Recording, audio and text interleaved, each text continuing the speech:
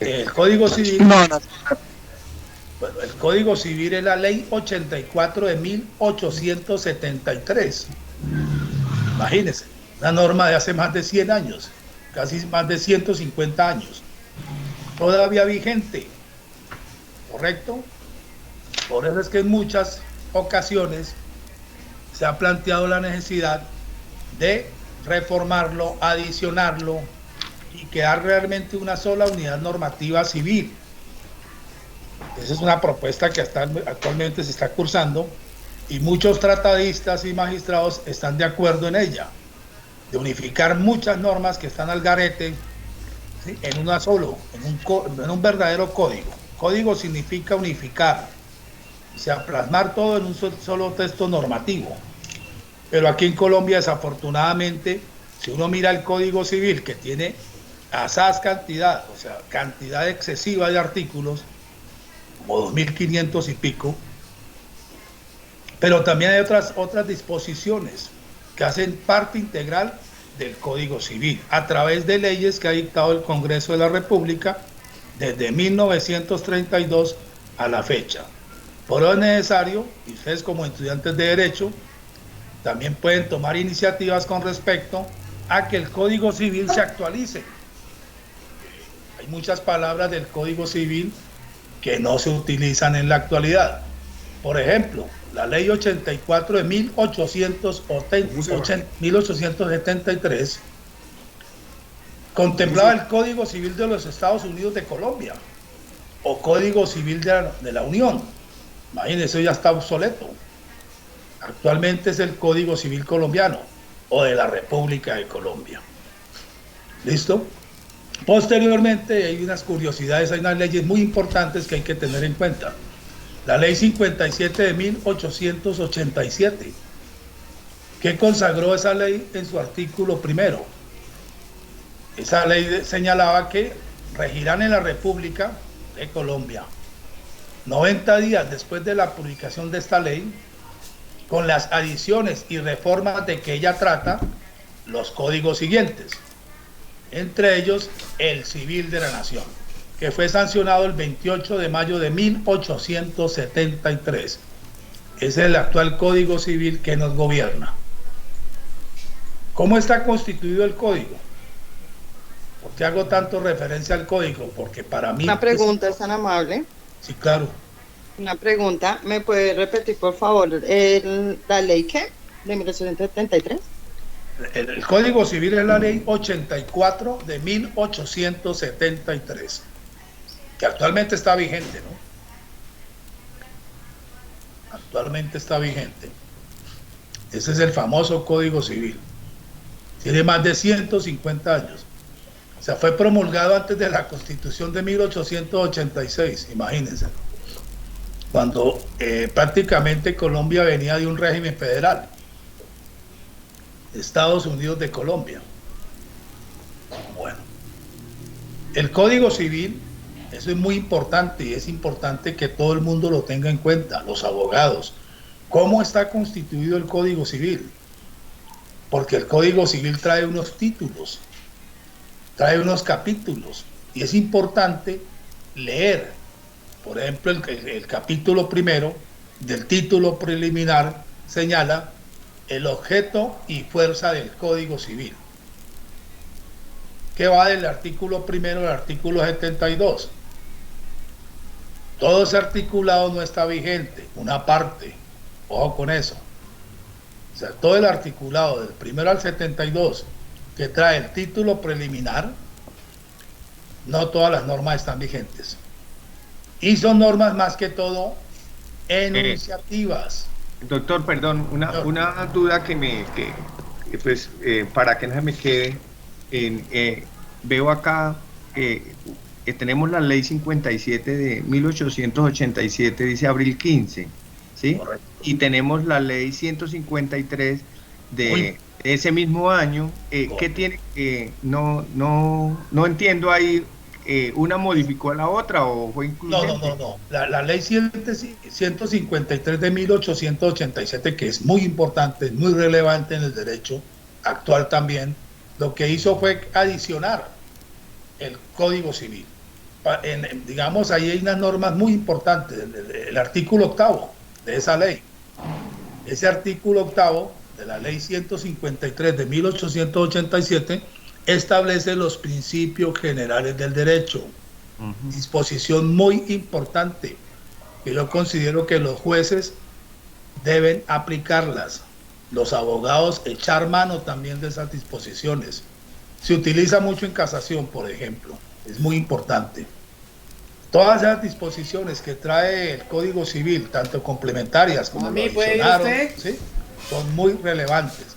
Por eso la necesidad, como ya les dije, de unificarlo, una sola codificación, porque hay un desorden tremendo.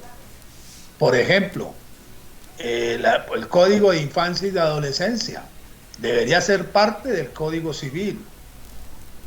Es importante que todas las disposiciones que están regadas, o sobre la ley que habla sobre la unión marital, de hecho, la ley 54, deberían estar integradas en un solo código, o sea, un solo cuerpo normativo, para que la consulta sea más fácil, tanto para los jueces, los abogados y demás personas que se dedican al arte del derecho, porque el derecho es una ciencia como tal, que tiene un método de investigación, ¿sí?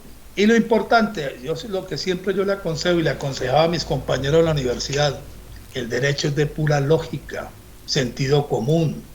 No es necesario aprenderse las cosas de memoria, no es necesario, y menos cuando uno es estudiante, aprenderse toda la codificación es muy complicado. El solo Código Civil tiene 2.500 normas, imagínense. ¿Quién se va a aprender de memoria todas las disposiciones? O miremos el Código de Comercio, tiene más de 1.000. Eso es imposible para cualquier persona. De pronto un computador sí, o Mr. Google, pero un ser humano es imposible. Ni siquiera los magistrados de las altas cortes, de los tribunales, o los mismos jueces conocen todas las disposiciones normativas de Colombia. Eso es imposible. Lo importante que es, lo importante es saber aplicar las normas a un hecho, a una circunstancia, a una situación, e interpretarla. Eso es lo importante. Yo siempre le decía cuando cuando estudiaba Derecho y le colaboraba a mis compañeros, les decía, mire, cuando uno sale de la casa o está en la misma casa, ahí está el derecho. El derecho lo rodea uno por todas partes. Derecho de vecindad, derecho de circulación. Cuando uno sale a la calle, ve plasmado el derecho. La propiedad horizontal, correcto, las normas de tránsito. El derecho está en todas partes. Y es de simple lógica y sentido común. No es complicado. Créame, mira, hay que dejar el miedo, porque es cierto, uno le da como susto ver tantas disposiciones legales. Pero si uno logra cogerle el tiro a esto, se le hace más fácil todo. Y yo no soy partidario, por ejemplo, es un comentario personal, criterio personal, de, digamos, de acudir a tanto tratadista. ¿Sí? Los tratadistas son los estudiosos del derecho, ¿sí? Viven de eso, o académicos que llaman, ¿correcto? Lo mejor que hay que hacer es apoyarse en el Código Civil como tal, ¿correcto? En la norma, ¿sí? Entenderla e interpretarla. Eso es lo más importante, ¿sí? Y cuando hay dudas, ahí sí echar mano o ir a la jurisprudencia en primer lugar y después a la doctrina y al derecho comparado. Derecho comparado también es muy importante porque ayuda a resolver cuestiones también. El derecho comparado es acudir a otras disposiciones, a otros ordenamientos de otros países. Por ejemplo, yo siempre recomiendo, me gusta mucho, las decisiones que toman el Tribunal Supremo de Costa Rica. Son buenas. La Corte Constitucional para resolver asuntos de tutela ha acudido también al ordenamiento jurídico italiano. Lo ha hecho, derecho comparado, y eso se puede hacer también. Bueno, cuando quieran intervenir, háganlo, que no hay problema. Si tienen... Bueno, entonces el Código Civil, otra cosa muy importante, traten, yo sé que la situación económica es complicada, pero traten de comprar los códigos. El Código Civil Yo recomiendo siempre Ledger, es muy bueno, porque viene con anotaciones y jurisprudencia también. Me parece que el código normal, el de Ledger es muy bueno, el verde, es muy bueno, está muy bien explicado. El de Legis es bueno también, pero no está tan explicado como el código, los códigos de Ledger. A no ser que compren la colección de Legis, que es los códigos grandes, que eso es hay que comprarlo anualmente, que es muy bueno y se puede ir reemplazando, pero es costoso, vale más de $1.000.000 cada colección o cada cuerpo normativo.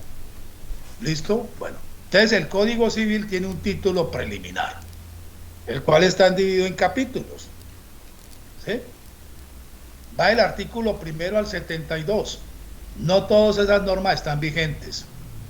Esas disposiciones en sí, si uno las analiza, ¿sí?, son mandatos de optimización, en especial dirigida a los operadores judiciales, a los jueces, también a los abogados, pero más que todo es a los jueces.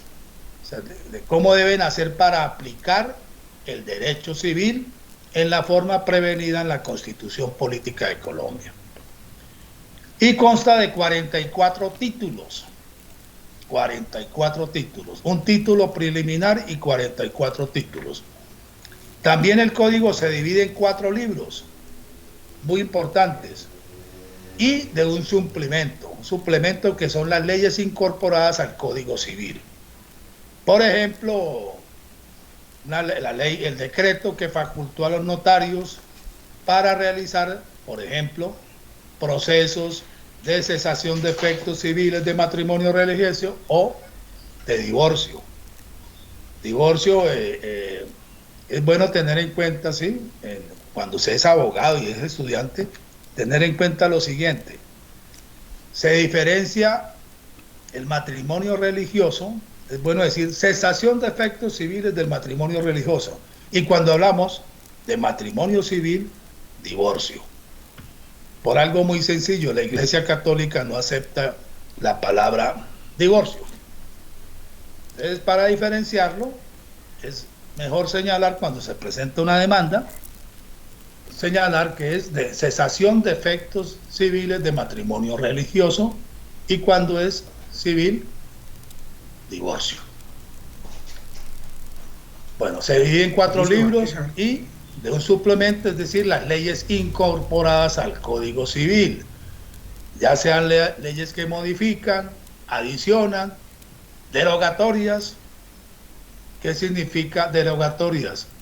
La palabra derogatoria significa que una disposición legal fue sacada del ordenamiento jurídico, totalmente, fue derogada, sacada del ordenamiento jurídico. Disculpe, ¿voy muy rápido? Una pregunta, ¿voy muy rápido o está bien? No, pues, un poquito más lento, profe, doctor. Bueno, listo. Sí, Perfecto. Gracias, sí. Entonces, esas leyes son leyes incorporadas al Código Civil, ya sea modificadoras, leyes que adicionan, se adiciona al Código Civil, derogatorias es que derogan un título o un artículo, o sea, lo sacan del ordenamiento jurídico. Subrogatorias, la palabra subrogatoria significa que tal artículo lo reemplaza, no lo saca del ordenamiento jurídico, lo reemplaza, ¿correcto? Lo reemplaza. Es diferente a adicionar, que es agregar. Subrogatoria significa que reemplaza tal disposición por otra, pero sigue la misma disposición. Bueno, esos libros como tal son 4 libros. Una pregunta, sí, ¿qué diferencia entonces tienen las subrogatorias con las modificatorias? Bueno, la modificatoria es que puede modificar todo un texto, ¿sí? ¿Sí? La subrogatoria no, simplemente lo reemplazan, una parte, ¿sí? Reemplaza un artículo, no más. Un artículo o 2 artículos. Lo subroga, o sea, lo reemplaza por otro. de parecido, digamos, de un contenido parecido prácticamente. Y cuando eliminan, por ejemplo, una palabra que hay en el, porque lo observa uno mucho, hay una palabra en un artículo, pero ya no se utiliza por diferentes razones y legalmente, pues esto lo hace legislativamente, deciden modificarlo o ese caso, ¿qué sería modificar o sería derogatoria? Bueno, la derogatoria como tal es que si tal norma se expulsa el ordenamiento jurídico. O sea, ya no tiene efecto jurídico, se expulsa, se saca. Saca. Ya no hace parte de los, digamos, del Código Civil. Eso es lo que significa derogar. Derogatoria. Y la subrogatoria, entonces reemplaza. Algo que reemplaza eso que había ahí. Correcto. Sí, señor. El artículo tal lo reemplaza, lo subroga, lo reemplaza. ¿Sí? Y diferente a la palabra inexequible, que ustedes la han escuchado bastante, ¿no? No hay que confundir derogar con inexequibilidad. ¿Por qué? Lo que la inexequibilidad significa es que la norma como tal es contraria a la Constitución Política de 1991. ¿Correcto? O sea, es contraria a la Constitución Política. La norma como tal puede ser totalmente o parcialmente una expresión. Por ejemplo, con respecto al Código Civil, en la parte donde hablaba de hijos ilegítimos o parentesco ilegítimo, eso quedó en parte derogado, pero la Corte también, la Constitucional, a partir del 91 se pronunció y muchas palabras que no estaban acorde con la situación actual o el derecho actual, las declaró inexequibles, contrarias a la Constitución. Ya no se puede hablar, por ejemplo, de hijos ilegítimos. Todos los hijos son legítimos.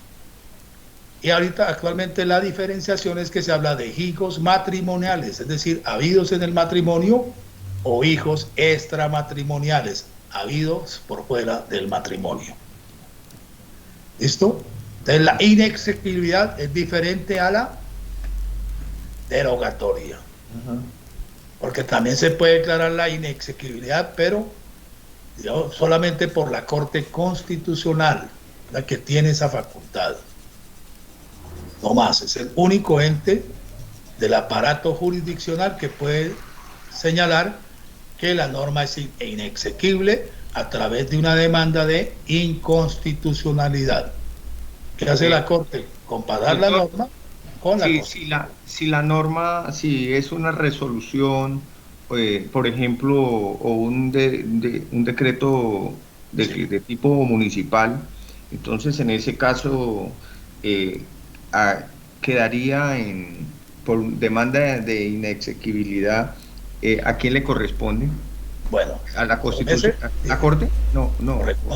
Sobre ese punto, ojo, hay que tener, porque también el Consejo de Estado, ojo, tiene facultades para conocer de demandas de inconstitucionalidad sobre unos tipos de decretos. ¿Correcto? La Constitución Política de 1991 estableció precisas facultades para la Corte Constitucional. O sea, de qué decretos legislativos podía conocer o con fuerza de ley. Y otros dejó esa competencia al Consejo de Estado. Entonces, no todas las normas se pueden demandar ante la Corte Constitucional, porque también el Consejo de Estado es competente para conocer de demandas de nulidad, así se llama, demanda de nulidad de esa disposición, de ese decreto, ¿sí? Por ser contrario a la Constitución Política de Colombia. Esa parte, ustedes yo supongo que ya la vieron en derecho constitucional, donde se hacían las diferencias entre, digamos, las facultades que tiene la Corte Constitucional para conocer de las demandas de inconstitucionalidad y el Consejo de Estado, demanda de nulidad plena, así se llama, demanda de nulidad plena. que recae sobre actos jurídicos de carácter general. Por ejemplo, decretos. Esa es competencia del Consejo de Estado. O sea que la Corte Constitucional solamente conocería como tal de la Constitución, o sea, todo lo que tiene que ver con la Constitución, y el Consejo de Estado solamente con algunos tipos de decretos. No, digamos, la Corte Constitucional conoce de los decretos llamados que tienen fuerza de ley o decretos legislativos que son expedidos, por ejemplo, cuando se declaran estados de excepción. O sea, digamos, las competencias son muy reducidas para la Corte Constitucional. La Corte Constitucional, como principal función, tiene la guarda de la Constitución política. Otra, de conocer de demandas de inconstitucionalidad. Es otra función que tiene la Corte Constitucional. También de revisar, ¿sí?, previamente las leyes, digamos, los proyectos de ley, de leyes estatutarias. La Corte las revisa y mira si son acordes con la Constitución o no. O sea, si son exequibles o no. Si la ley estatutaria está acorde con lo plasmado en la Carta Política del 91. Esa es básicamente, y también conocer, ¿sí?, conocer en revisión de las acciones de tutela, de todas las acciones de tutela, aunque haya establecido un mecanismo que es prácticamente, está ligado a la suerte, ¿sí?, o en algunos eventos, ¿sí?, la Corte puede revisar por solicitud del Procurador General de la Nación o de otro magistrado que considera que el tema es relevante, con el fin de unificar la jurisprudencia sobre un punto de derecho. Y el Consejo de Estado tiene la facultad o la competencia para conocer de demandas de otros decretos del orden nacional, no legislativos, ni tampoco decretos con fuerza de ley. Los demás decretos, dice la Constitución Política, de ellos conocerá el Consejo de Estado en demanda de nulidad o nulidad plena, la famosa acción de nulidad plena, que esa la puede interponer cualquier ciudadano colombiano.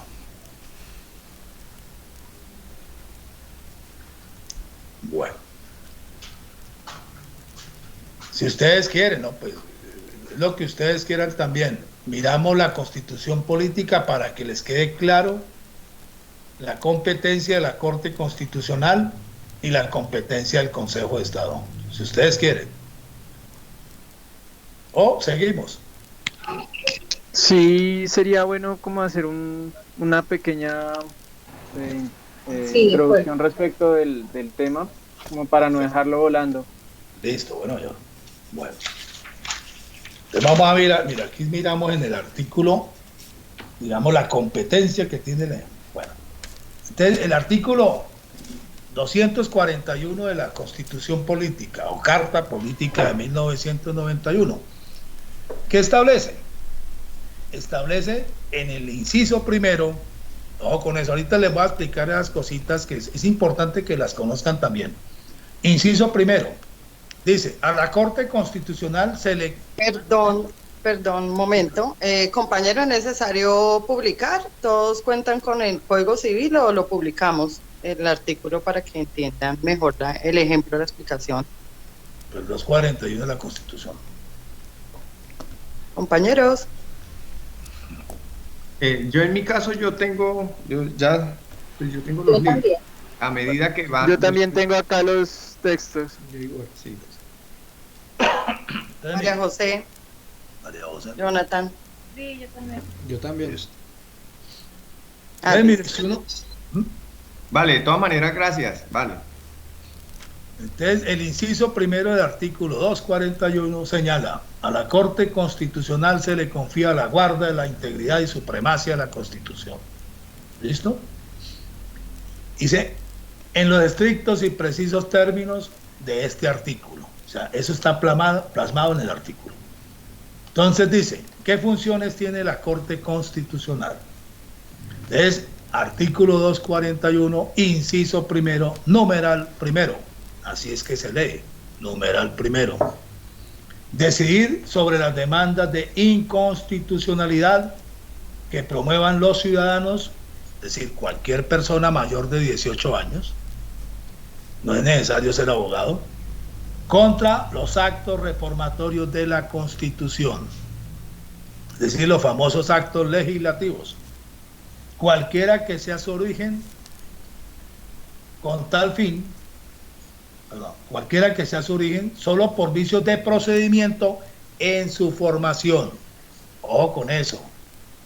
Aquí prácticamente, yo con esta norma no estoy de acuerdo, prácticamente con ese numeral primero del artículo 241, porque le da demasiado poder tanto al legislativo como al ejecutivo, porque dice que los actos legislativos reformatorios de la Constitución expedidos por el Congreso, ¿sí?, solamente pueden ser demandados por vicios de procedimiento en su formación.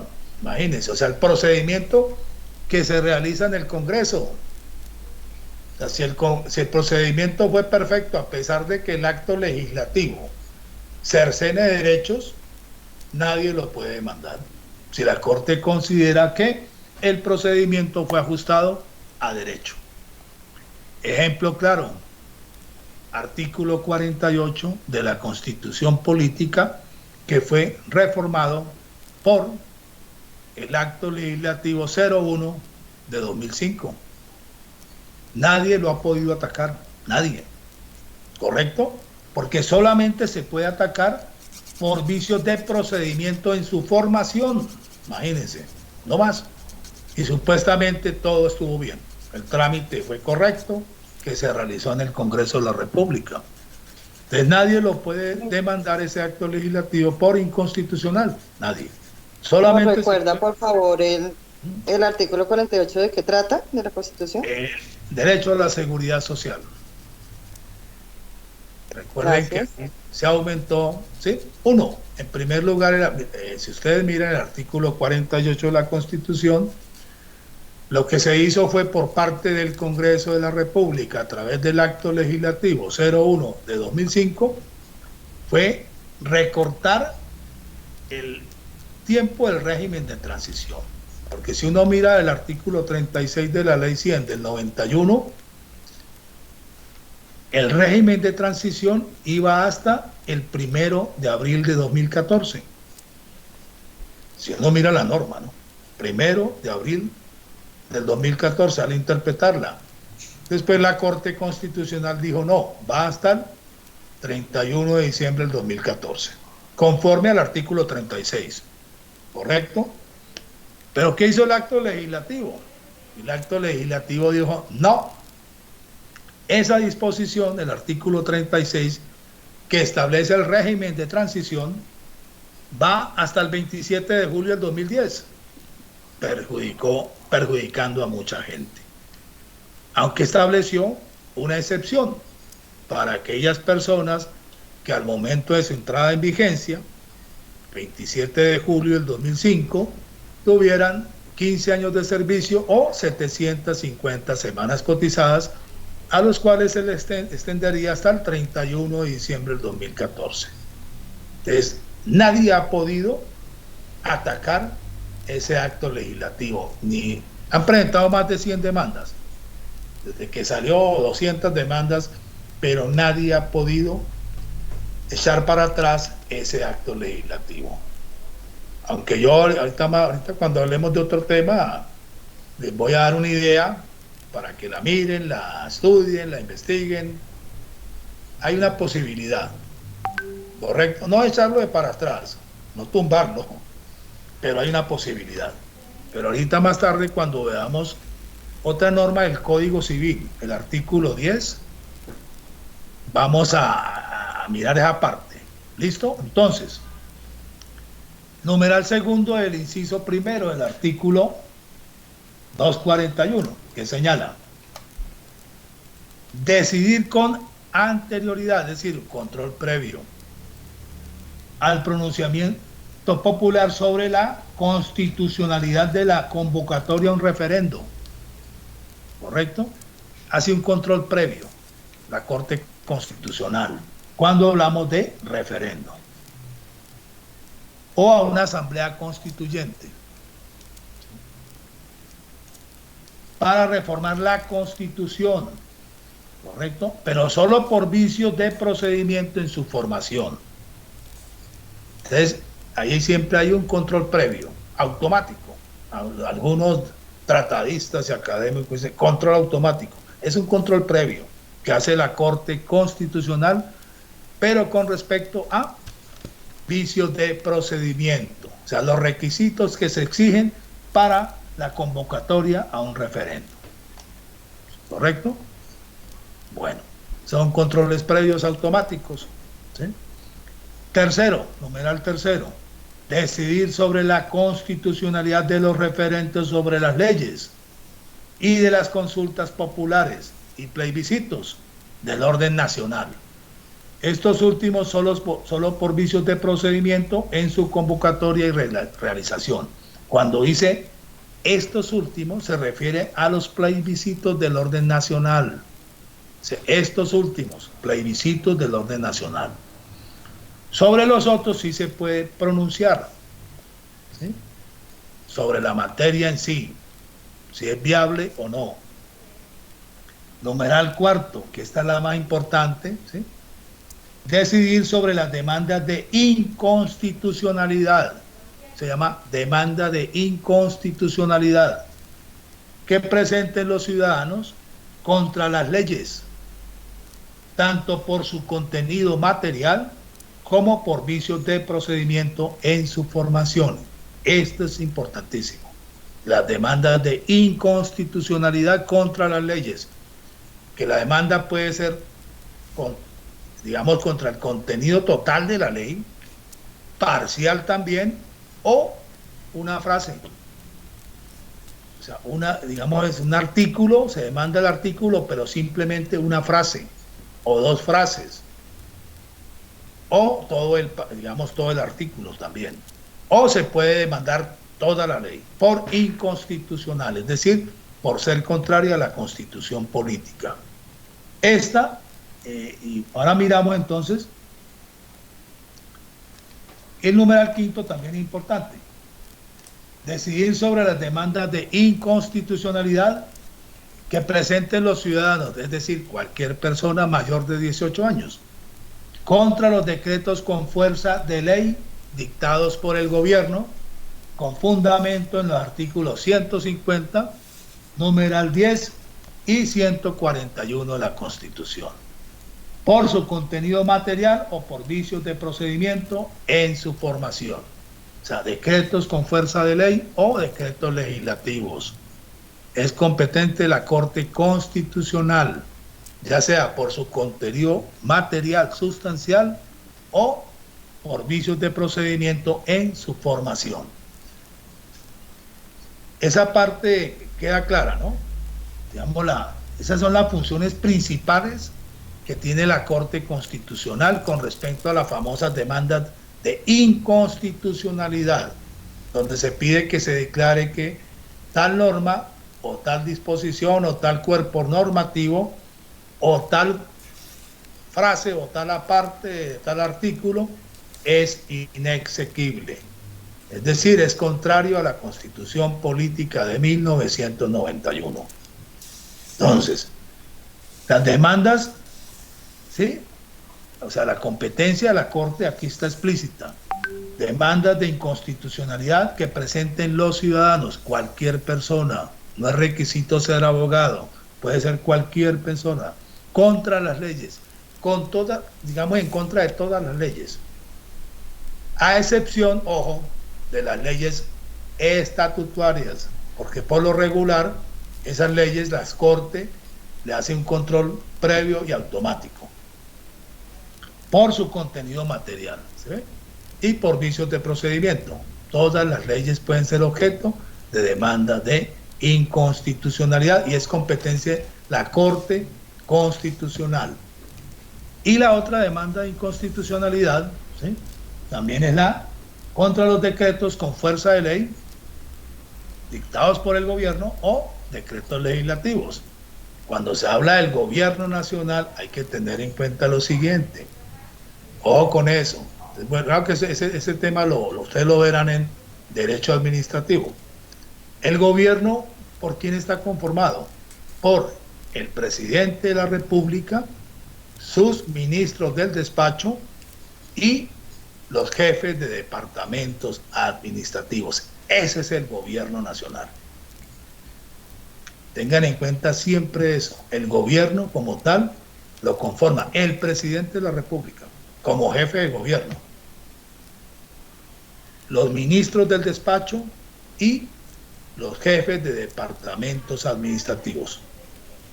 ¿Listo? Entonces casi siempre sobre determinada materia y sobre todo cuando son decretos legislativos, si ustedes los miran, lo firman tanto el presidente como todos los ministros del despacho. Es una exigencia, tienen que firmarlos todos. Diferente a algunas leyes que no es necesario que las firmen todos los ministros. Si se trata de una ley sobre reforma tributaria o, digamos, derecho impositivo, la firman son los ministros que tienen que ver con esa materia, no más. No es necesario que la firmen todos los ministros. Doctor, una pregunta. En este caso, ¿se requiere entonces demanda? Yo pensaba que cuando el gobierno nacional sacaba sus normas, como en estos tiempos ha dictado cualquier cantidad de normas, no pasaban a revisión y de constitucionalidad, no habría necesidad de demanda.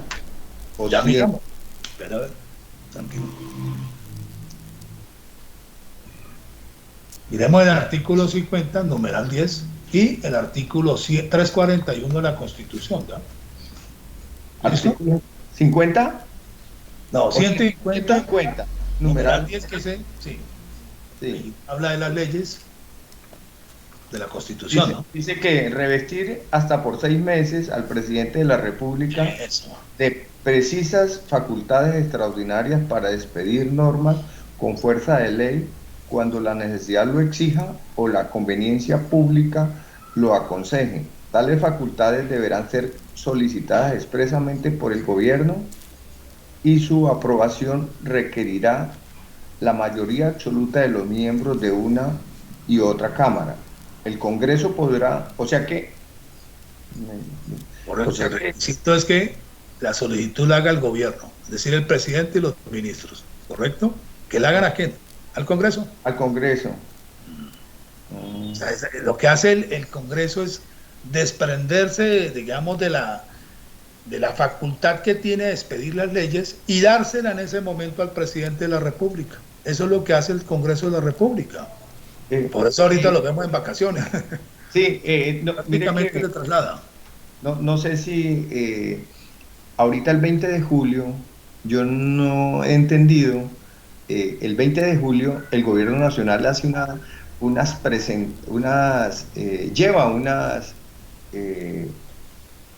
pretensiones de que les logren pasar algunos proyectos de ley y los dicten ese día, o sea, que los leen y ese día los aprueban. ¿Es que lo entiendo así o yo estoy equivocado? El 20 de julio como tal, digamos, se instala una nueva legislatura y sí lo puede hacer el presidente de la República, ¿correcto? Prácticamente, si no estoy mal, creo que es ya la última legislatura, no estoy seguro, pero creo que es la última legislatura, ¿correcto? Porque como ustedes saben, el año entrante ya hay elecciones para tanto presidente de la República como Congreso de la República, ¿no? Pero sí, el 20 de julio ellos pueden llevar, ¿sí? Ahí lo que se hace es se instalan nuevas mesas directivas del Congreso. Prácticamente el 20 de julio lo que se hace es eso, instalar las nuevas mesas directivas del Congreso y empezar la legislatura que hace falta, ¿ya? ¿Correcto? Y ahí mirar entonces presentan, pero es que ahí presentan los proyectos de modificación o de ley, porque ya existen algunas leyes, pero no quiere decir que ese día, simplemente ese día lo presentan y entra en... No, porque, ojo, que hay leyes que requieren de una legislatura para su aprobación. Eso tiene unos requisitos. ¿Listo? Tiene unos requisitos. Antes de ser, digamos, primero se surta ante una cámara y después ante la otra. ¿Correcto? Y tiene unos requisitos y deben ser aprobadas en una legislatura. Hay otras que requieren de 2 legislaturas. ¿Ya? Entonces, eso no es tan fácil. Puede presentar los proyectos de ley, radicarlos en la Senado, Cámara. Ajá. Creo yo que eso es lo que se hace. Y nosotros estamos tras de una modificación de una ley. Correcto. Buscando un beneficio, digamos. Sí, pero eso lo van a hacer a través de digamos, porque también tiene, digamos, la Constitución establece unos requisitos, ¿sí?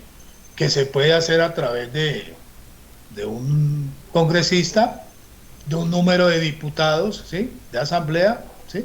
Eso también se puede hacer, ¿ya? O sea, hay unos requisitos que establece la Constitución para presentar proyectos de ley, ¿sí?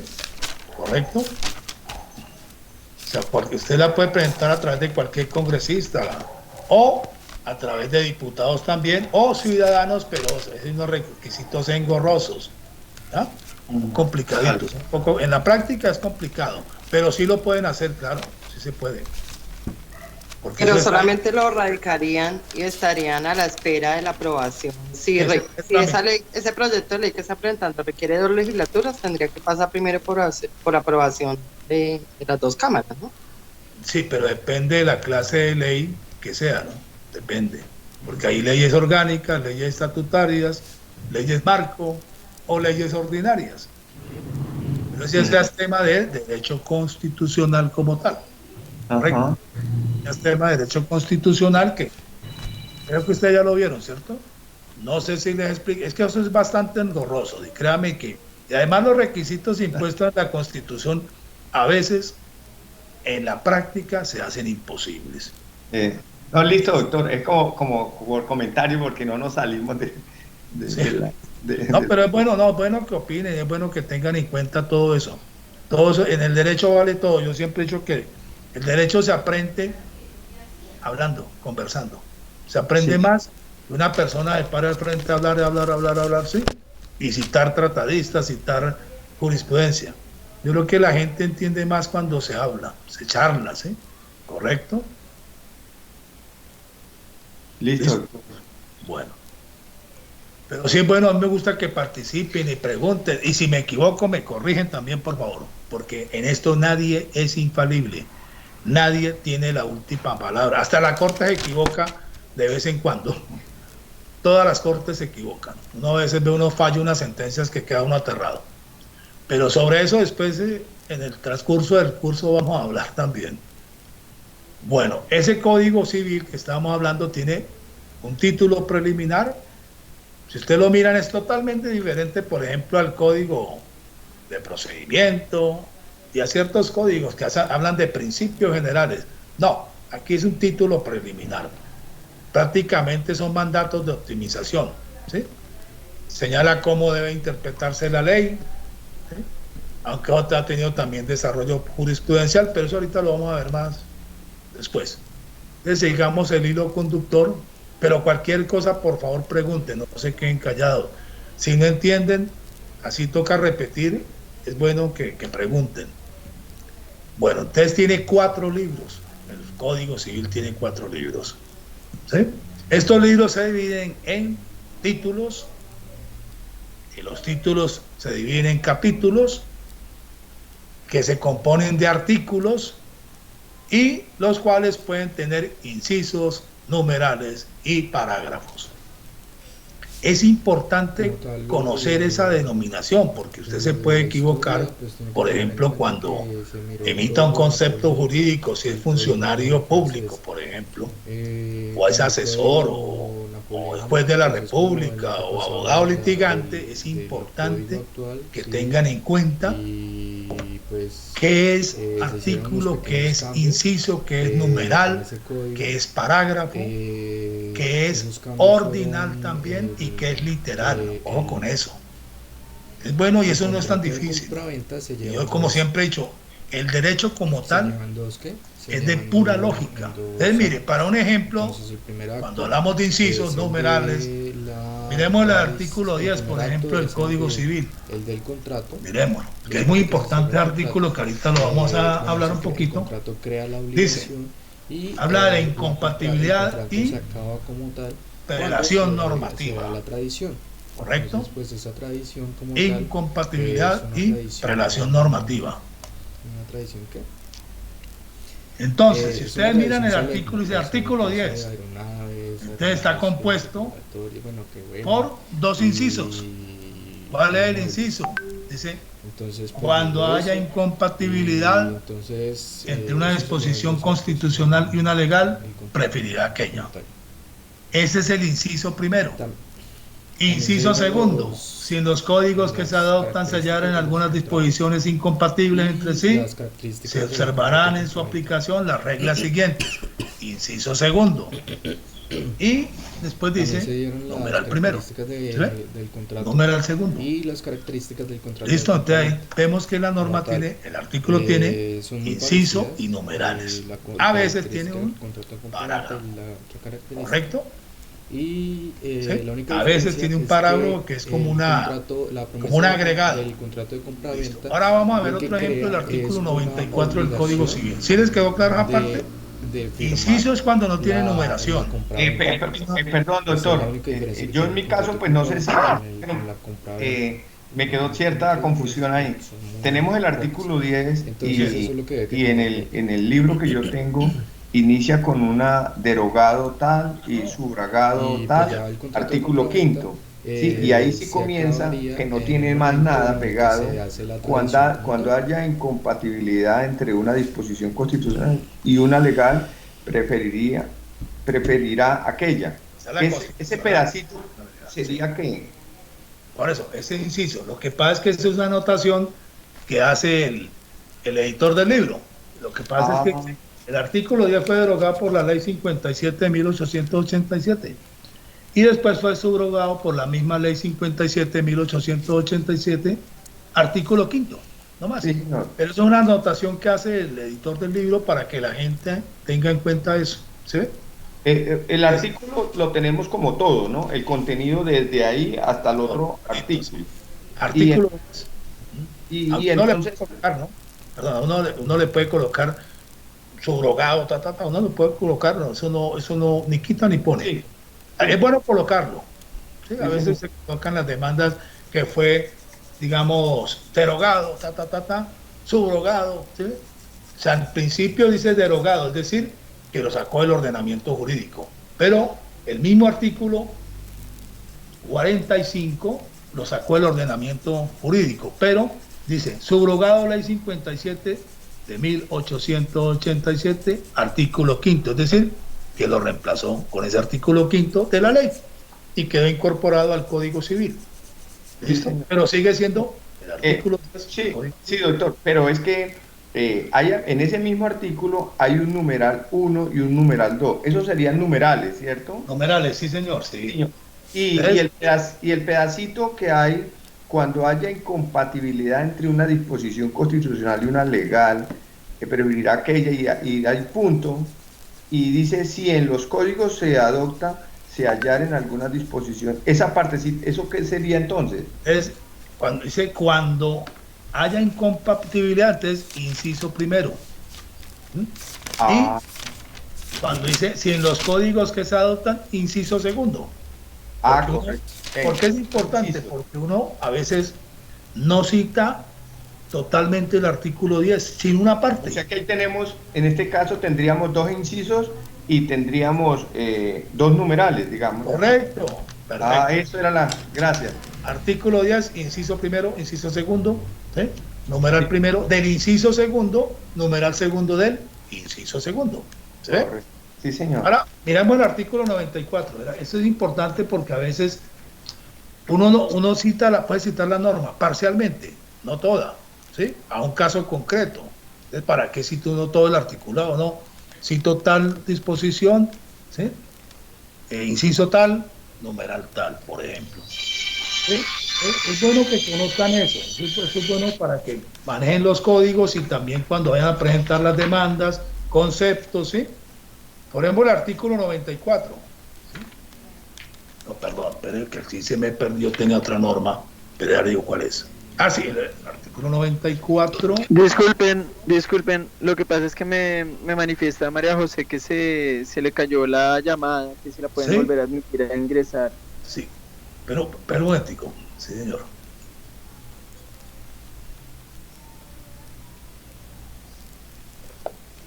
Listo, ya, momento. Gracias, ya se va a corregir. Por ejemplo, hay normas, un ejemplo, hay normas que señalan un ejemplo, ¿no? Lleva un inciso, pero dice, aparece la letra A en mayúscula, ¿sí? Hay normas que vienen así, la letra A en mayúscula y debajo en otra parte, ¿sí? En otro párrafo, viene numerado, ¿sí? Entonces, ¿cómo va a ser una la denominación de esa norma? Entonces, por ejemplo, cuando trae letra mayúscula, es bueno diferenciarla, decir ordinal, tal, ordinal. Y si viene en minúscula, ojo, A con un corchetico así, B, C, literal, ¿sí? Literal. Lo que yo estaba buscando una norma, hay muchas que traen eso, y lo que estaba buscando una específica donde está ese ejemplo, para que tengan en cuenta en eso. Eso es muy importante, sobre todo las normas del Código General del Proceso, ¿sí? Ustedes no la han visto, no la han captado, que dice, aparece una letra mayúscula, A mayúscula, B mayúscula, C mayúscula, ¿sí? Se les dice ordinal. Y cuando viene en letra minúscula, porque dice, a veces dice primero, dice uno numeral, ¿eh? Primero numeral, y dice A minúscula, B minúscula. Entonces, ¿esos son qué? Literal, literal A, literal B. O, si viene en letra mayúscula, ordinal A, ordinal B. Si les queda claro, yo de todas formas, como les voy a enviar de pronto un resumen de todo, ¿sí? Les voy a colocar los ejemplos para que les quede más claro.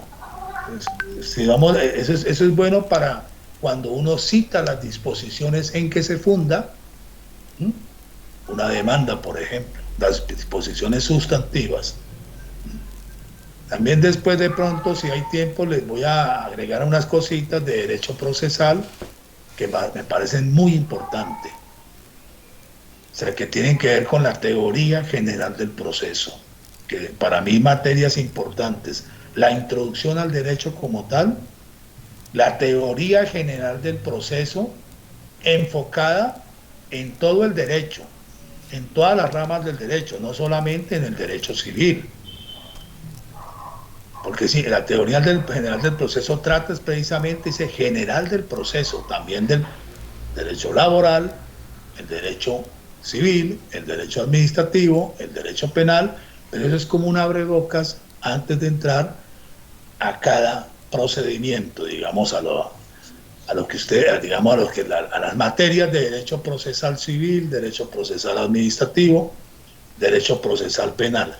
Si ustedes tienen unas buenas bases de teoría general del proceso como tal, les queda más fácil entender ese derecho procesal. Créanme que si tienen unas buenas bases, les va a ser más fácil, porque hay cosas que, digamos, de la teoría general del proceso que son muy relevantes. Por ejemplo, un ejemplo que eso, digamos, por lo regular no lo dictan, pero uno puede investigar, ¿sí? Las clases de procesos, las famosas clases de procesos. Por ejemplo, el proceso declarativo puro. ¿Qué es el proceso declarativo puro? El proceso declarativo de condena. El proceso declarativo constitutivo. Eso es importante, es muy importante para saber elaborar una demanda. Si uno tiene los conceptos claros, créame que le queda muy fácil ya elaborar la demanda conforme a las formalidades establecidas en el Código General del Proceso. Porque ahí en el Código General del Proceso está establecido como los requisitos formales de la demanda. ¿Qué debe llevar una demanda? Entonces, para usted elaborar las pretensiones, ¿sí?, es importante que conozca, no que el proceso sea, es importante también que sea famoso proceso declarativo verbal, eso es importante, pero también qué clase de proceso. Entonces, un ejemplo para que ustedes tengan en cuenta en eso, por ejemplo, el proceso ordinario laboral. ¿Ese qué clase de proceso es? Proceso ordinario laboral. Simple lógica, es un proceso declarativo de condena. ¿Sí? ¿Por qué declarativo de condena? Porque usted lo primero que pide es que se declare la existencia de un contrato de trabajo. ¿Ah? Es lo primero que usted pide, que se declare la existencia de un contrato de trabajo. ¿Y por qué te condena? ¿Sí? Porque a consecuencia de que esta persona, ¿sí?, se le dio por terminado el contrato de trabajo de manera injusta, pues el demandado tiene que pagarle las prestaciones sociales debidas o las correspondientes indemnizaciones a que haya lugar. Ese es declarativo de condena. Uno pide que se declare la existencia, ¿sí?, de un contrato de trabajo y como consecuencia de las declaraciones se condene al empleador a pagar tal cosa. Ese es un ejemplo del proceso declarativo de condena. El declarativo puro es el que simplemente declara un derecho, no más, lo declara. ¿Sí? El señor tal es hijo extramatrimonial o el menor tal es hijo extramatrimonial de tal señor. Declarativo puro. ¿Se ve? Lo está declarando. Entonces, hay muchos, cuando uno conoce digamos, esas acepciones jurídicas o fenómenos jurídicos, le queda más fácil elaborar una demanda. Que eso es tema de teoría general del proceso. Bueno, sigamos entonces. Entonces, los ejemplos, el artículo 10 es un ejemplo, ¿sí?, digamos, de cómo está constituido el código. Títulos, ¿sí?, capítulos, que es importante, ojo, que ustedes lean a qué se refiere cada título. Es importante, ¿no?, que muchas veces esclarece las cosas. Entonces, por ejemplo, uno mira acá, dice acá, por ejemplo, dice el artículo primero, disposiciones contentivas. O sea, ¿qué es lo que contiene el Código Civil? ¿Sí?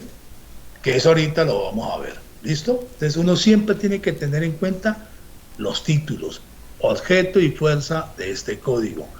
A pesar de que el legislador muchas veces se equivoca también, porque la mayoría de congresistas no son abogados, a pesar de que tienen asesores en esas materias, ¿no? La famosa unidad legislativa.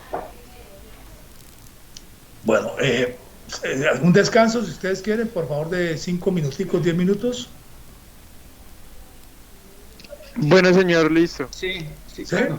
Sí, señor. Descansemos 10 minuticos, Sí. para que los que les gusta el café o fumen, pues puedan hacerlo. Entonces los veo en 10 minuticos, por favor. Gracias. Bueno, señor.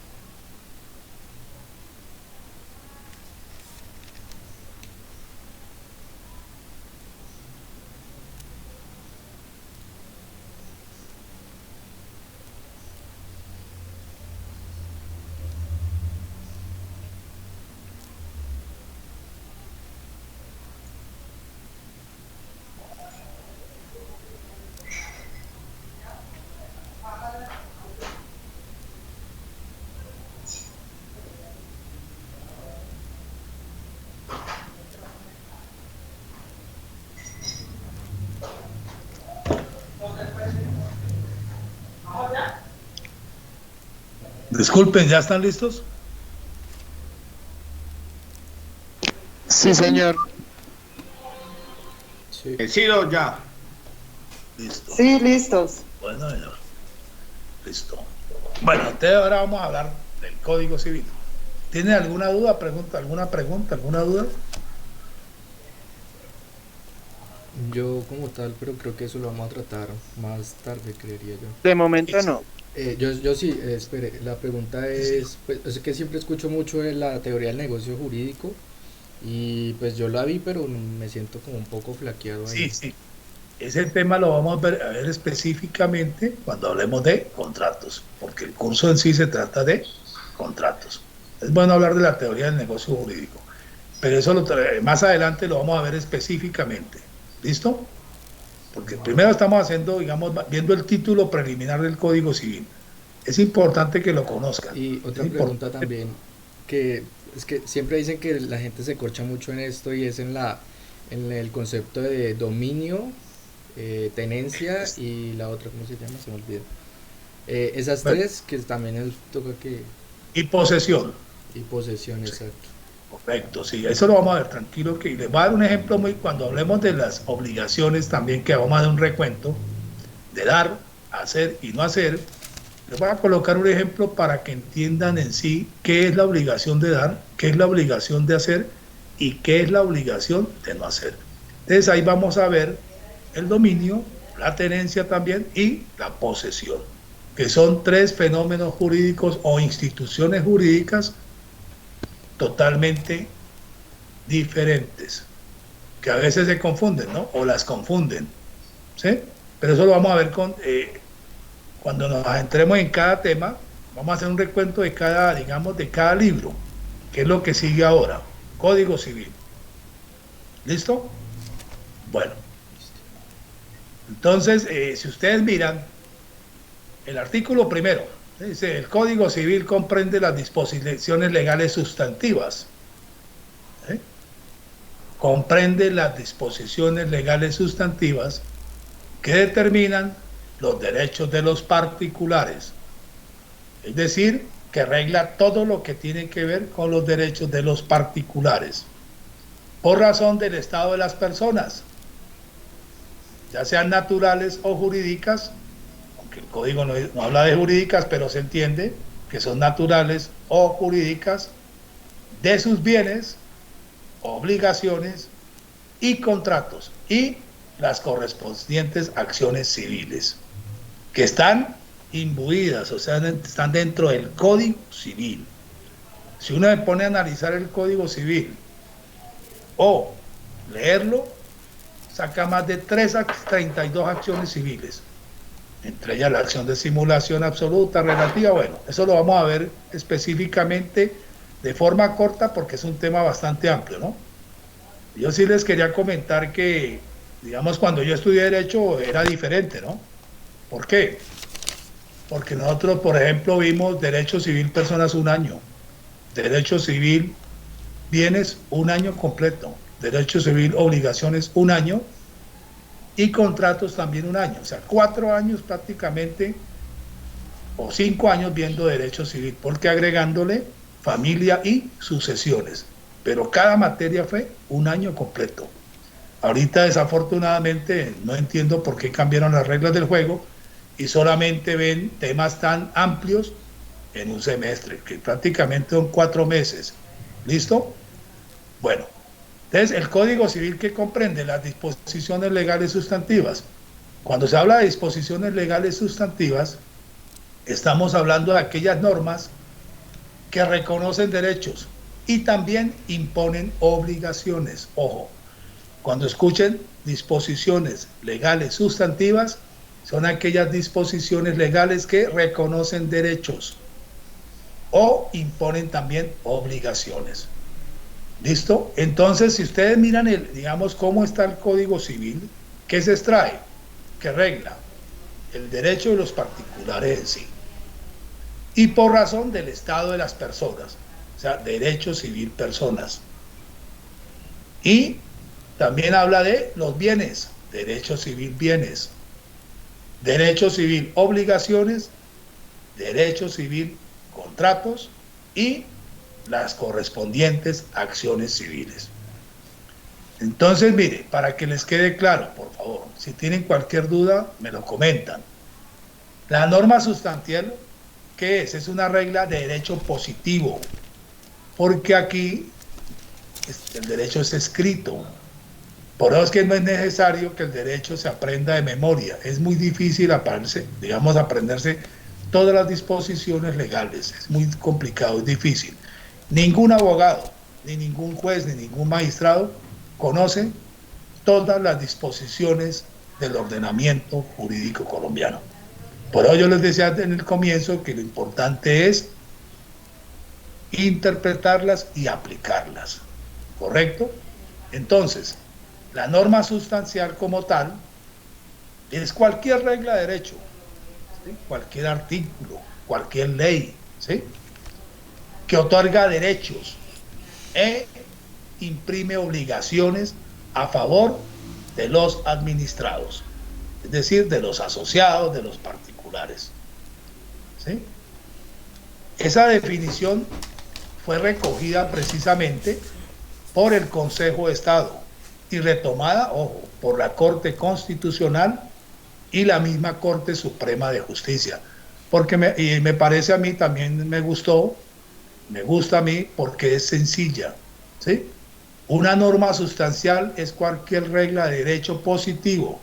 Cuando hablamos de derecho positivo es que está escrito, a diferencia del common law, derecho anglosajón, que otorga derechos e imprime obligaciones a las personas, ya sean naturales o jurídicas.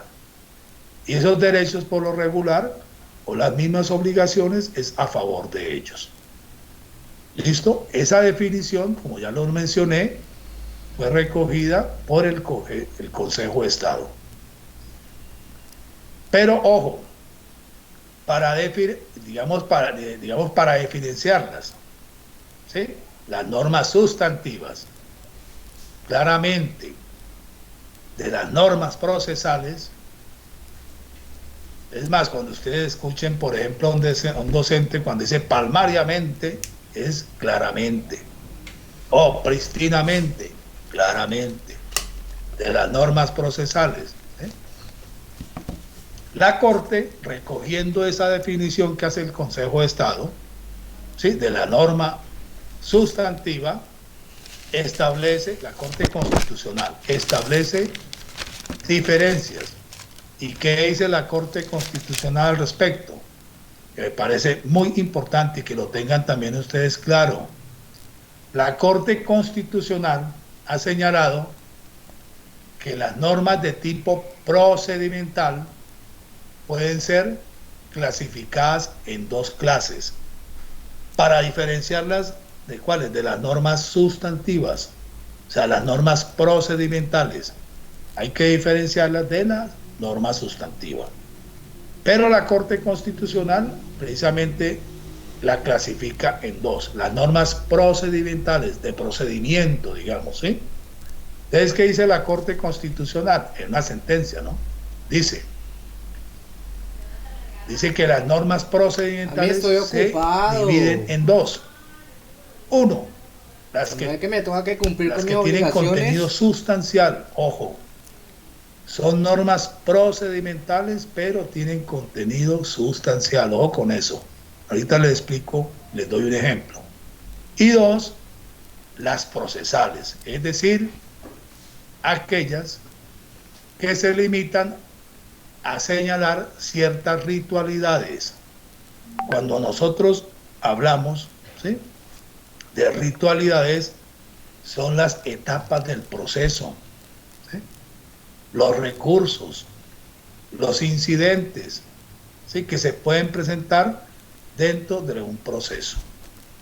O sea, el código siempre establece un ritual, ¿sí?, la presentación de la demanda, la contestación, la formulación de excepciones, ya sean previas o de fondo o de mérito, los recursos que se pueden interponer en contra de los autos, las nulidades, los incidentes, que son cuestiones accesorias que se presentan en un proceso. ¿Sí? ¿Listo? Dice, entonces las divide la Corte esas normas procedimentales en dos clases. Las que tienen contenido sustancial, o sea, no procesal, sino sustancial, y les voy a colocar un ejemplo para que les quede claro y concreto. Hay normas que están en el Código General del Proceso que tienen contenido sustancial, ojo, no procedimental. Por ejemplo, un ejemplo muy claro, la purga de la hipoteca.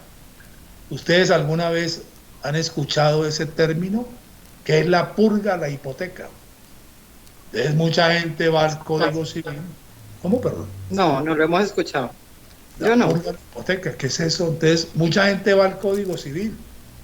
¿Sí? El Código Civil habla del contrato de hipoteca, ¿sí? Como un derecho real, ¿sí? ¿Correcto? Pero no dice qué es la purga de la hipoteca, ¿qué es eso?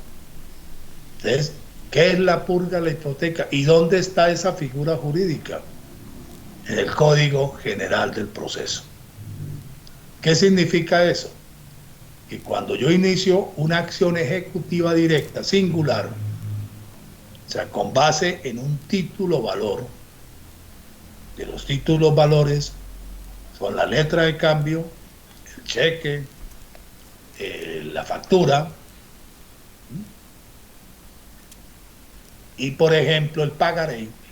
Esa es la famosa acción ejecutiva directa, porque la inicia el acreedor, ¿sí? Para el cumplimiento de la obligación por parte del deudor, ¿sí? Acción ejecutiva con base en un título quirografario, es decir, en un título valor, ¿sí? Que es un cheque, una letra de cambio, un pagaré o una factura cambiaria. Que es un documento cartulario, está representado en un papel. Es un documento cartulario, es representado en un papel, ¿sí?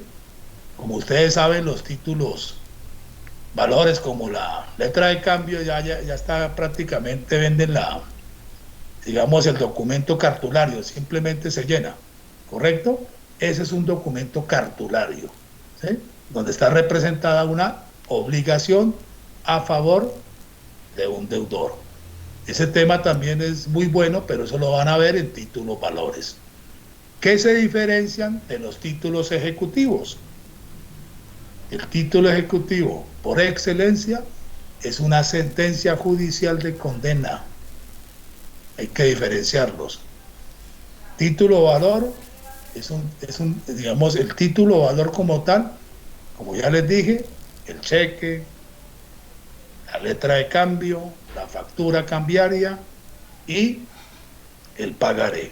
Y el título ejecutivo por excelencia es una sentencia que está en firme condenatoria o un auto donde se impone costas y agencias en derecho.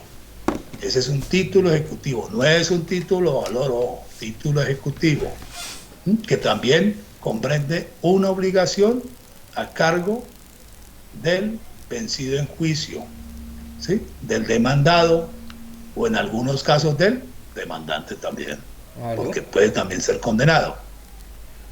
Entonces, ¿qué es la purga de la hipoteca? Eso está contemplado en el Código General del Proceso. Entonces, cuando usted presenta, por ejemplo, una demanda ejecutiva singular con una letra de cambio, o sea, un título quirografario, ¿sí? Pero resulta que pide como medida cautelar, ¿sí? Que lo puede hacer en escrito aparte, que se embargue y secuestre un inmueble de propiedad del deudor.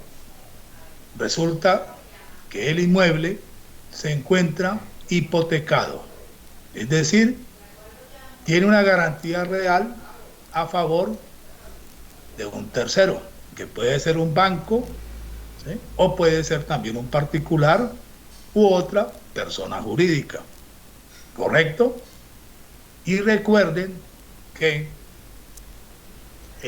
digamos, la hipoteca como derecho real tiene preferencia, está por encima, ¿sí?, de los títulos quirografarios, los desplaza. Entonces, ¿qué es purgar la hipoteca? Presento la demanda ejecutiva, ¿sí?, sé que el inmueble tiene una hipoteca, soporta una hipoteca, un gravamen, ¿sí?, pero lo puedo hacer, ¿correcto? Puedo pedirle el embargo y secuestro de ese bien inmueble propiedad del deudor. Entonces, ¿cómo hago para purgar la hipoteca? ¿Sí? Doctor, perdón, una pregunta. O sea que las medidas cautelares siempre se piden en escrito aparte, no hay mismo en la demanda, ¿cierto? En materia civil, las medidas cautelares van en escrito aparte y se llevan por parte del secretario del juzgado en cuaderno aparte. En materia laboral no es necesario. Se pueden pedir en la misma demanda. Ojo con eso. En materia civil sí hay que hacerlo en escrito aparte. Porque es muy sencillo. Recuerden lo que le dije, el derecho es de lógica, sentido común. Si yo lo incluyo en la demanda, pues el deudor se va a enterar de antemano y puede que insolventarse inmediatamente. ¿Correcto? Entonces, por eso se presentan escrito aparte y por parte del secretario del juzgado, se inserta en un cuaderno aparte de medidas cautelares y no se le da a conocer, ¿sí?, al ejecutado hasta tanto no se practique el correspondiente embargo. El embargo es simplemente solicitarle al juez que sea inscrito en el folio de matrícula inmobiliaria del inmueble que reposa en la oficina de registro de instrumentos públicos de la ciudad donde esté ubicado el inmueble, para que quede la constancia de que el inmueble está embargado. El secuestro es otro cuento ya diferente, que viene a posteriori, después de eso, ¿no? Apáguele. Bueno, entonces, para que tengan en cuenta, ¿sí?, normas de tipo procedimental, las que tienen contenido sustancial, la purga de la hipoteca, ¿sí? Es que tengo que hacer yo en el proceso ejecutivo, notificarle al acreedor hipotecario de que cursa una demanda en contra del deudor, dueño del inmueble que está hipotecado. Entonces, el banco, digamos que sea un banco, tiene un término, ¿sí?, para hacerse parte en el proceso y hacer valer el crédito hipotecario preferente, o sea, que está por encima de el crédito quirografario, la letra del cambio. La hipoteca está por encima de el crédito quirografario representado en una letra de cambio, un cheque o una factura, ¿sí? Entonces, si yo hago ese acto jurídico, ¿sí?, y resulta que el banco, por negligencia, ¿sí?, o el abogado se durmió, el abogado del banco, y no purgó la hipoteca no hizo valer el derecho de preferencia, ¿sí?, dentro del término que la ley establece, queda purgada la hipoteca, es decir, que prevalece el título quirografario, ¿correcto? Y si ven que es una norma sustancial, claro, habla de derechos, ¿correcto? Pero está empotrada, está establecida en el Código General del Proceso. Lo mismo que la figura de la exposición de hipotecas también. No está en el Código Civil. Es una norma sustancial también. Está en el procedimiento, Código General del Proceso. Entonces, hay muchas normas de ese talante. Por eso la Corte... Una pregunta. ¿Sí? O sea que, según lo que he entendido, o sea que cuando no encontremos un tema específico que estemos buscando en el Código Civil, entonces siempre nos debemos recurrir al Código General del Proceso. Pueden ir al Código General del Proceso porque muchas veces ahí está la definición. Sí, entre particulares, ¿no? Correcto, sí, muchas veces está ahí está la respuesta. No fue incluida en el Código Civil en la norma sustancial, pero a veces está incluida en el procedimiento. O sea, norma con contenido sustancial, ¿sí? Pero que están dentro del código de procedimiento. ¿Correcto? Por ejemplo, la purga de la hipoteca, ese es el ejemplo más claro y concreto, ¿sí? Es purgarla, es decirle, venga señora acreedor hipotecario, haga valer su derecho frente al derecho mío. Si no lo hace dentro del término, queda purgada la hipoteca. O sea, pierde el derecho preferente, ¿correcto? Pero si lo hace, me desplaza a mí. Pero no quiere decir que yo siga como ejecutante. Lo que yo espero, ¿sí? Y me pueden quedar los remanentes del producto de la venta del inmueble a través del remate. ¿Sí? ¿Les queda claro esa parte? Sí, señor. ¿Sí? Eso es bueno que lo conozcan porque eso a veces, yo sé que muchos abogados no conocen esa, digamos, y eso lo hace, precisamente la traigo a colación, porque esa sentencia, eso es tomado de una clase de derecho que tuve hace mucho tiempo, ¿sí? En un examen, y precisamente el profesor decía, saquen el Código Civil tranquilos, ¿sí? Y todo el mundo consultaba el Código Civil y no daba, ¿sí? Afortunadamente, pues yo ya había leído sobre ese tema y sabía que no estaba ahí. El profesor me dijo, señor Morat, explíquele a sus compañeros dónde está esa figura jurídica de la purga de la hipoteca. Le tocó decirle, mire, está en el Código de Procedimiento Civil, porque en esa época no existía el código, todavía no había sido expedido el Código Nacional del Proceso. Ahí está la respuesta, ¿correcto? Entonces, y las otras son las procesales, en las que establecen cierta ritualidad, es decir, en sí, lo que son las etapas del proceso, ¿sí? Las ritualidades, la demanda, la contestación, la demanda de reconvención, ¿sí? La formulación de excepciones, ¿sí? Eso. Otra cosa, en materia civil tengan en cuenta algo muy importante, es muy importante. Cuando ustedes contestan una demanda civil, tengan en cuenta eso, ¿sí? Cuando propongan excepciones previas, tienen que hacerlo en escrito aparte, ¿sí? Ustedes pueden, las excepciones de fondo o de mérito, las presentan en la misma demanda, en el mismo escrito contentivo de la demanda, pero las excepciones previas tienen que presentarlas en escrito aparte. ¿Por qué?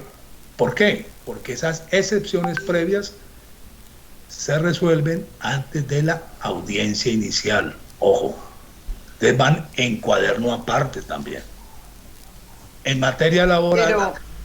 Pero se radican las excepciones previas que son en escrito aparte, se radican junto con la demanda. Claro, dentro del término de traslado de la demanda, correcto, sí. Dentro del término de traslado y contestación de la demanda, se radica al mismo tiempo el escrito de excepciones previas con la contestación de la demanda. Y otra cosa muy importante, ¿sí? Disculpe que de pronto me salga un poquito del tema, pero me gusta que la gente tenga en cuenta eso. Cuando contesten una demanda ejecutiva, por favor, no se pronuncien sobre los hechos. Ojo con eso. Que he visto cantidades de abogados, ¿sí?, que se pronuncian con respecto a los hechos. Y lo que hacen es confesar, ¿sí? Muchos lo hacen. No. Una demanda ejecutiva, ¿sí?, se contesta de manera diferente a través de las correspondientes excepciones, ¿sí?, por lo regular de fondo o de mérito, ¿sí?, que atacan las pretensiones, ¿correcto? Pero no cometan ese error. La norma no dice que hay que pronunciarse expresamente, ¿sí? Uno simplemente dice en la contestación, me pongo a todas y cada una de las pretensiones, ¿sí?, con base en las siguientes excepciones de fondo o de mérito, ¿ya? ¿Correcto? Pero aquí muchos abogados que yo he visto acá en Ibagué cometen ese error y les ha pasado eso, ¿correcto? Que lo que hacen es embarrarla y confesar. O sea que comienza a hacer el relato del hecho, o sea, en ese caso, como es un ejecutivo, comienza a hablar Claro, sobre la letra de cambio dice, sí, cierto, el señor me prestó la plata. O sea, por listo. dentro ya. No, pues ya. Me prestó la plata. ¿Sí? Sí, es cierto, el señor me Sobre prestó los la hechos, no hay que pronunciarse al respecto, sino solamente frente a las pretensiones. Ejecutivas, ojo, demandas ejecutivas, a través de las excepciones de fondo, ¿sí? Me pongo a las pretensiones, todas y cada una de las pretensiones, porque sobra, por ejemplo, si uno se va a oponer a todas las pretensiones, sobra empezar a la pretensión 1, me opongo, a las 2, me opongo, a las 3, me opongo. Eso sobra. Entonces es mejor decir, me pongo a todas y cada una de las pretensiones incoadas o invocadas en la demanda. ¿Se ve? De manera sencilla, me pongo a todas. Con respecto a los hechos, entonces los ataco en los procesos ejecutivos, ¿sí? A través de las excepciones de fondo. ¿Listo? Ya en otros procesos sí es bueno que se pronuncien, y la ley lo exige. Los procesos declarativos, ¿sí? La ley exige que se pronuncie sobre cada hecho. ¿Sí? ¿Correcto? ¿Es cierto? ¿No es cierto? ¿Y por qué no es cierto? ¿Sí? O que se pruebe, ¿sí? Así O es. es cierto parcialmente. O es cierto parcialmente. Cierto con respecto a esto, pero no es cierto con respecto a aquello. ¿Listo? Esa es la forma, digamos, adecuada de contestar una demanda. Pero en el Ejecutivo no se le olvide, no se pronuncien con respecto a los hechos. Me pronuncio a través de las excepciones. ¿Listo? Excepción de mala fe, la que sea. ¿Sí? ¿Listo? Y con respecto a las pretensiones, no es necesario que digan, a no ser que uno se oponga a unas y esté de acuerdo con otras, se allane a otras, que eso ya es diferente. ¿Listo? Bueno. Esta definición que les hice y la diferenciación, digamos, sobre norma sustancial, es dada por el Consejo de Estado, que me parece muy buena, ¿sí? Que otorga derechos e imprime obligaciones. La norma sustancial, ¿sí? Otorga derechos a las personas y también le impone obligaciones a las personas, ¿correcto? Ya sea a favor o en contra de los administrados. Y la Corte entonces hace la diferenciación con las normas procedimentales, ¿sí? Entonces dice que son, unas tienen carácter o contenido sustancial, como la purga de la hipoteca, y las otras son las normas procesales que establecen la ritualidad. ¿Correcto? ¿Les quedó claro esa parte? Bueno. Sí, señor. Bueno. Entonces después hablamos ya del derecho civil personas. Bueno, entonces, ¿de qué trata el Código Civil en sí? El Código Civil trata, como ya lo mencionó, derecho civil personas o de las personas, derecho civil bienes, derecho civil obligaciones y contratos, porque obligación y contrato están en el título cuarto, y las correspondientes acciones civiles, que son las herramientas, ¿sí?, para poner en funcionamiento el aparato jurisdiccional. Cuando hablamos de aparato jurisdiccional, nos estamos refiriendo a la jurisdicción ordinaria, ¿sí?, o a la rama judicial también, ¿sí?, o a la judicatura. Todos esos términos son válidos en el derecho. Aparato jurisdiccional, rama judicial, ¿sí?, judicatura, ¿sí?, ¿listo?, en defensa de los derechos subjetivos reconocidos en las disposiciones sustantivas civiles. ¿Listo? Porque no solamente habla de las personas, de los bienes, de las obligaciones y contratos, sino también de las acciones civiles pertinentes. Yo creo que ustedes ya han escuchado de algunas acciones civiles que trae el Código Civil, como por ejemplo la acción de simulación absoluta, la acción de simulación relativa, ¿sí? La han escuchado, ¿cierto? La acción oblicua, la acción pauliana, la acción... ¿Esa oblicua no? No, algunas no. Bueno, esas las vamos a ver, para que tengan en cuenta, hay muchas, hay muchas, ¿sí? Pero las más importantes y las que más se utilizan, por ejemplo, la acción quanti-minoris, de rebaja del precio. ¿Cuándo se da y por qué se da? Por ejemplo, la acción de lesión enorme, ¿sí? Hay muchas, hay más de, si uno se pone al trabajo de analizar el código, se extrae más de 32 acciones civiles. La acción de pertenencia, por ejemplo, que es muy importante y es muy común. La acción reivindicatoria, ¿sí? La acción redhibitoria. O sea, hay muchas acciones que es bueno conocerlas. Es bueno tener, digamos, conocerlas y saber qué clase de acciones y cuándo se pueden formular, y también el término de prescripción, ¿sí? Porque algunas tienen una prescripción muy corta y otras tienen más extensa la prescripción. Que, ojo, también deben tener en cuenta que el término prescripción es diferente al término caducidad. Ojo con eso. No sé si ustedes vieron también el tema. Más adelante voy a tratar de explicarles qué diferencias hay entre la prescripción y la caducidad, que de todas maneras son instituciones jurídicas parecidas, pero difieren. Ojo con eso.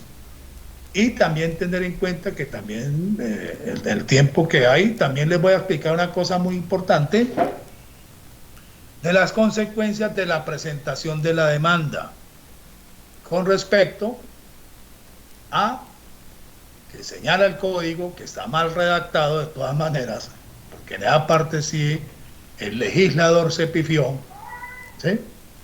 Donde dice que la presentación de la demanda, el Código General del Proceso, ¿no? La presentación de la demanda interrumpe el término de prescripción, ¿correcto? No. En materia civil o procesal civil se suspende el término. Ojo con eso, porque muchos abogados se equivocan y cometen errores con respecto a eso. Ojo con eso. Entonces, el término dice, el Código General del Proceso dice, se interrumpe la prescripción. No. En materia civil se suspende. ¿Qué significa eso? Que el término que faltaba se suspende, ¿ya? Hasta tanto no se notifique la demanda. Queda suspendido. Queda, ¿ya? Este término sí lo he escuchado en varios docentes que nos hablan que se prescribe el término. Entonces no se dice así, sino suspende en civil. Se suspende en civil. En materia laboral es diferente. Ojo, la presentación de la demanda sí lo interrumpe. Recuerden, eso lo van a ver ustedes en materia laboral. El artículo 145 del Código Procesal del Trabajo y de la Seguridad Social establece que las acciones prescriben en 3 años. Las acciones laborales, ¿sí? 3 años. Ojo con eso. Entonces, ¿qué pasa? Si uno presenta la demanda dentro del término de 3 años, ¿sí? O, ojo, cuando es necesario presentar reclamación administrativa, ¿sí? Cuando, por ejemplo, se pide una pensión, ¿sí? Es necesario agotar la reclamación administrativa ante Colpensiones, el término se interrumpe. ¿Qué significa eso? Que vuelven a contarse los 3 años otra vez. ¿Listo? En materia civil, no. Si a mí me faltan 10 días, por ejemplo, en materia civil, para que opere el fenómeno de la prescripción de accionar, ¿sí? De hacer la acción, me faltan 10 días. Yo presento la demanda, ¿qué pasa ahí? Se suspende. Y la norma dice que tengo 1 año para notificar al demandado.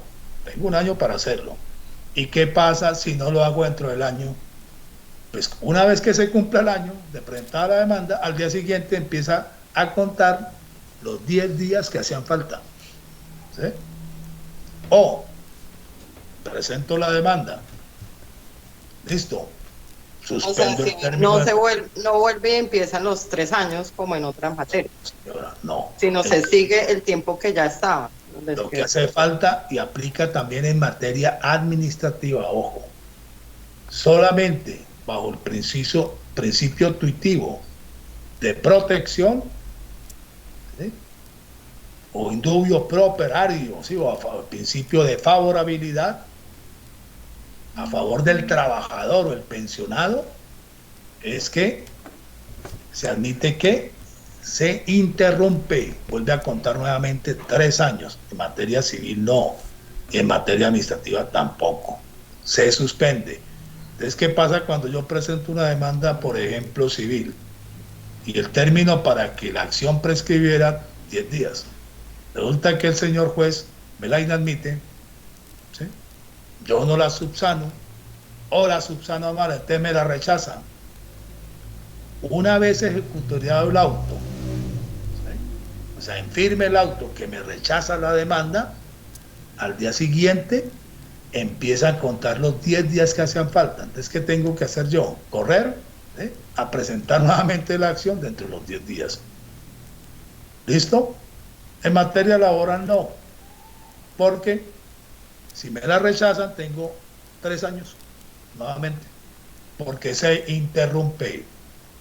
En materia civil y administrativa se suspende. ¿Listo? Bueno. Entonces ahora ya vamos a terminar.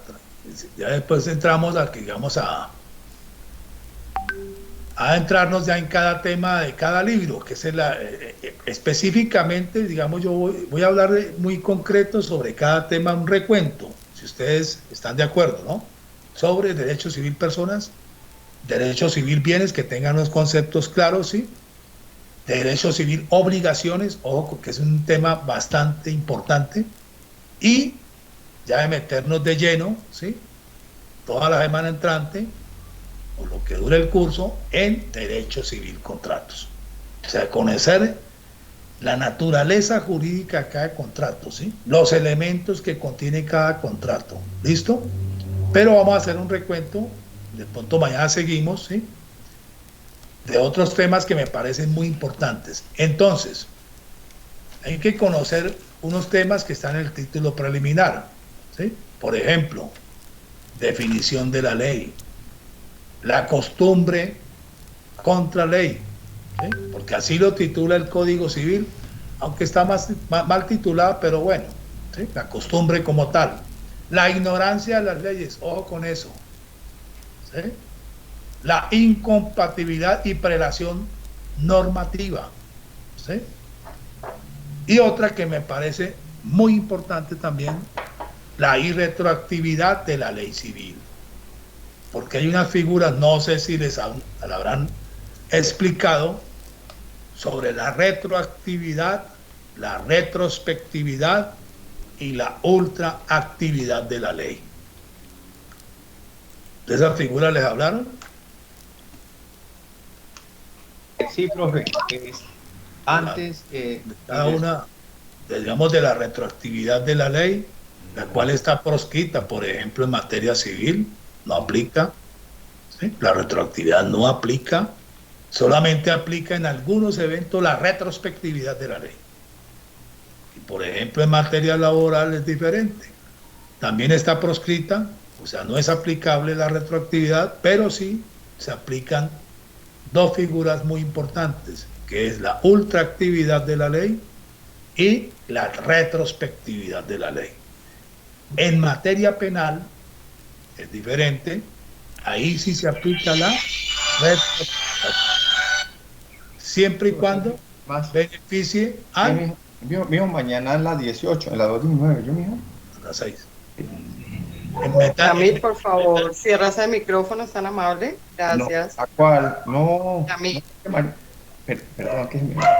Bueno, esos son los temitas que vamos a ver mañana, sí, concretos, sí, pero sí les pido para cualquier duda, pregúntenme, sí, porque aquí estamos para aprender todos. Créanme que uno también aprende. Por eso ya le digo, nadie en el derecho es infalible. Créanme que uno, cuando habla de derecho, también aprende muchas cosas.